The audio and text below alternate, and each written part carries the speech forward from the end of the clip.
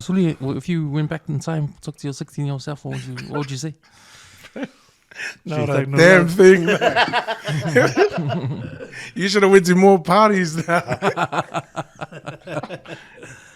No, man, I think, probably just, man, jeez. Like, what do you call it?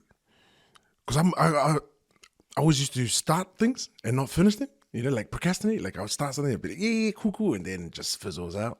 And then start something. So I think like from then to now, the discipline has grown now to go start something and then finish it. But if I could do that a lot earlier, mate, Yeah. I'd be sitting a lot higher than where I'm sitting at the moment. But that's the learning, though. That's the learning. Yeah. I used to have this conversation all the time with my friends, and one thing we always say is that, hey, if we didn't change anything, we probably wouldn't be here today. Yeah. You know, if it took ages to figure it out, then that's the way it's supposed to be, you know? Yeah. You know? Yeah. Because it's always the same thing for me. Like, man, if I save all that money from beers and buy 2 houses right now, you know? Going out and all that. Yeah, man. Because I believe in that too, like God's timing. Yeah, or like timing. You know, timing's got to be right, man, because so many times, like you said, like you're wanting something, but you might not be ready for that thing, So, like for example, like if you didn't buy beers and you bought 2 houses, I mean, what would you do with those 2 houses? Like, would you know enough to capitalize on those 2 properties? You know, Yeah. Just like always in timing, man. But see, that kind of mentality from going out and just partying to saving money and that didn't come to my life until like late 30s. You know? And that's like too long, man. Like that's something I wanted to tell my kids, man. Don't waste your time doing what I did. You know? But then also that comes down to like knowing like the way that you're being taught as well. You know, like we come like everyone talks about general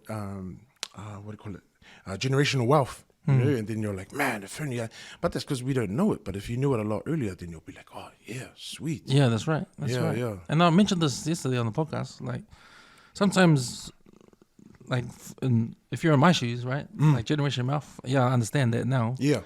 Maybe it's too late for me Yeah. to be rich, but it's not too late for my children's maybe my children's children. Yeah. If I start now, you know, I won't see it, but maybe they will see it in the future. I won't know because, you know, I'll just set it up. Yeah, Maybe that's the thing. Set it up now. Set it up for the future, and then they can reap the rewards of it. Yeah.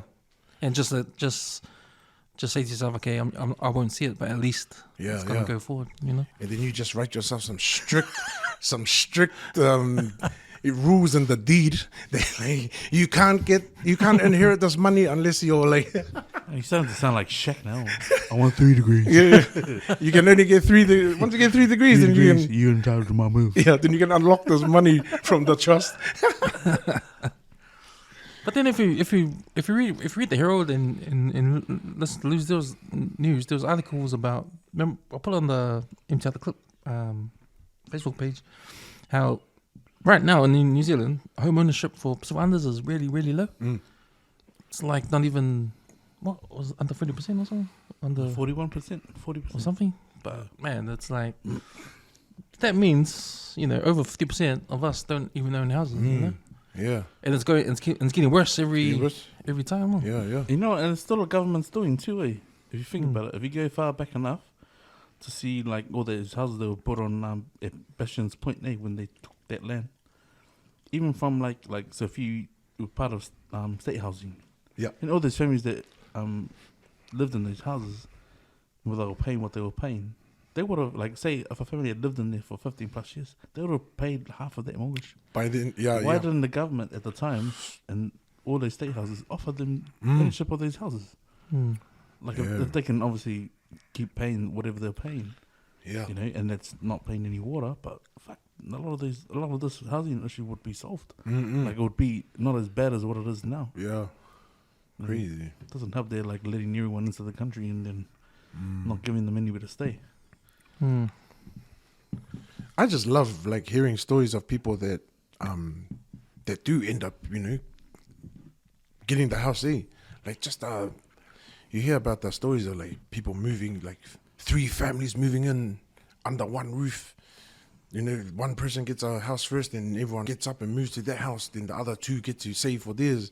It's like, man, the amount of strategizing that people go through to get what they want. You're like, man, there's truly no obstacle to people's like want, say, and what they want to achieve. You're like, shh. The Indians are good at that. Yeah, Doing the whole I think they're the best at it, man. buying that 5-bedroom house with 3 families in there, save, then each of them go when they buy a house. But they're in there for the long game, and that's what generational wealth and money is. It's the long game. You know, you got to get out of that mentality of it's a quick fix. You know, like, oh, I just need that big payday, and then I'm the man. You know, it's like to understand like investing. You put money away, leave it for 5 years. It's gonna grow. You know. Yeah, man. Shoot that. But like if I sum it up, it's called noodles, tinfish, and petrol. That's what it is. Yo. That's what it is. Driving around on E. Yeah. What's for dinner? Noodles. Noodles. What's for lunch? Noodles. Yeah. What are you gonna have for dinner? Noodles and tinfish. Yeah. Like that's what it's called, man. And like that's a sacrifice, right? It's like you buy that box of beer, or you're gonna get some more noodles. Yeah. Might as well get a bag of rice instead of the noodles. You know, that's a sacrifice you gotta make, and it's only temporary, man. Like, you know, like everything in life, like it will pass. Yeah. Like you know, eventually, this will get better. Pay will go up. If you haven't seen that vision of like hardship, you'll never understand it. Because a lot of times when we see the people who are successful, we don't see the work that they put in to get there. All we see is, man, this guy's rich. Oh, man, this guy's got this and that. Oh, this guy, man, this guy's got all these houses. And like we just think we skip the hard parts. That's it. But then, it's like the old people put on social media the best things, they don't put the bad things. Yeah. You know, that all we see is good things, you know? Yeah. So it's a bit of a just knowing. Yeah. Just knowing stuff, That's crazy. No one really sees the hard work, Everyone just sees the tip of the iceberg or the tip of the mountain, and everyone's like, yo, but no one sees like the walk that it took to get there. It's like, oh my life. And it's a long walk. Like with anything, if you have a goal, you chip away at it. Eventually you're gonna get there. Yeah. But you just gotta stick to it. That's it, man. Just stick to it. Yeah. Well, we're on that, Docs, because remember the last time, I think you hadn't come in for ages, but you had the time and you came in for a haircut. Yeah. And I remember I asked you a question on the chair, and he said, man, you got to be used to rejection. Oh, bro. Docs, like when you opened that up, Oh, like man. with me, it was like, man, fuck, that hits, to me, that hits on so many levels, It was like, you can't be afraid of no. You know what I mean?